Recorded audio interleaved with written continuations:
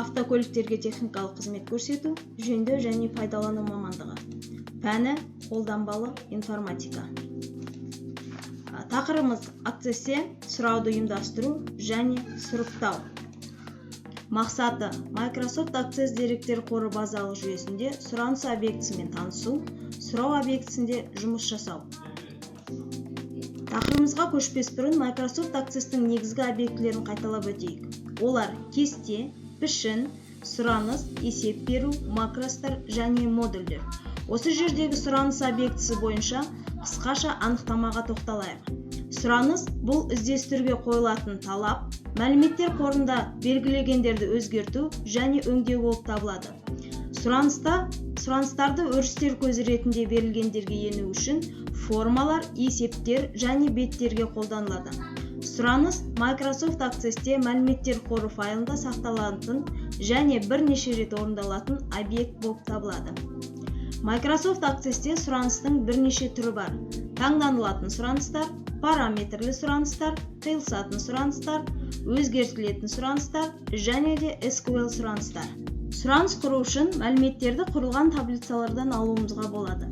Жай сұраныс құру үшін объекті панелінен запрос, яғни сұранысты таңдап, мастер режимінде сұраныс құру лақабына тышқан тетігімен 2 рет шертеміз. Шыққан жай сұраныс құру терезесінде таблица запрос өрісінен құрылатын сұрасымызға негіз болатын кесте таңдаймыз. Оны қолжетімді өрістен таңдау өрісіне ауыстыруымыз қажет. Ол үшін оңға және солға бағыттарды қолданамыз. Қолжетімді өрістен бізге қажетті город, название компании, номера телефоны өрістерін таңдау арқылы, оны біз таңдау өрісіне бағыттар арқылы жібереміз.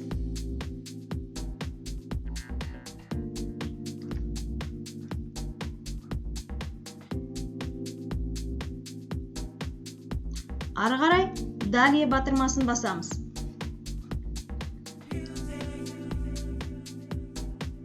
Келесі терезеде сұраныс атауын беруіміз қажет болады. Одан кейін келесі әрекеттерді орындаймыз. Мәліметтерді көру үшін сұранысты ашамыз, сұраныстың макетін өзгертеміз, қажет болған жағдайда сұраныспен жұмыс барысындағы анықтамалықты шығаруымыз қажет.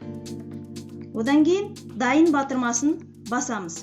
Осы кезде бізге осындай реттіліктерді орындау арқылы біз сұранысты көре аламыз. Көріп болған соң экранның оң жағындағы жабу батырмасын басуымыз, құрылған сұранысымыз сұраныс папкасында сақталынып тұрады. Оны кез келген уақытта тышқан тетігінің сол жағын 2 рет шерту арқылы ашуымызға болады. Құрылған сұранысымызды өзгерту қажет болса, создание запроса в режиме конструктора көмегіне жүгінеміз. Ол үшін дәл қазір құрылған өзіміздің сұранысымызды саймандар тақтасында конструктор көмегі арқылы өзгертуімізге мүмкіндігіміз бар. Терезенің жоғарғы жағында кесте және одан да көп кестелер көрінуі мүмкін. Бұл жағдайда бізде бір-ақ кесте көрініп тұр. Терезенің төменгі жағында сұраныс бланкісі шығады. Бұл сұранысты анықтайтын ұяшықтармен ерекшеленген. Бланкте сұраныске қажетті барлық бағандар беріледі. Осындай әрекеттерді орындау арқылы біз сұранысымызды конструктор режимінде қандай да бір өзгерту енгізуімізге мүмкіндігіміз бар. Microsoft Access программасының объектісінде сұраныстармен таныстық. Біз бұл жерде тәжірибелік тапсырма орындау қажеттілігіне Microsoft Access программасының сұраныс объектісімен жұмыс жасауды, оны мастер режимінде құрып, конструктор режимінде қандай да бір өзгеріс енгізуге болатынын нақты білдік. Енді сабақтымызды қорытындылай келетін болсақ, сұраныс объектісі не үшін қажет, сұраныстың қандай құру жолдары бар, сұраныс банкісін қалай толтырамыз, сұраныс құру үшін не қажет, сұранысты сақтау қалай іске асырылады, сұраныстың қанша түрі бар. Міне, осындай сұрақтарға жауап беру арқылы біз бүгінгі тақырыпты қаншалықты түсінгенімізді қорытындылаймыз.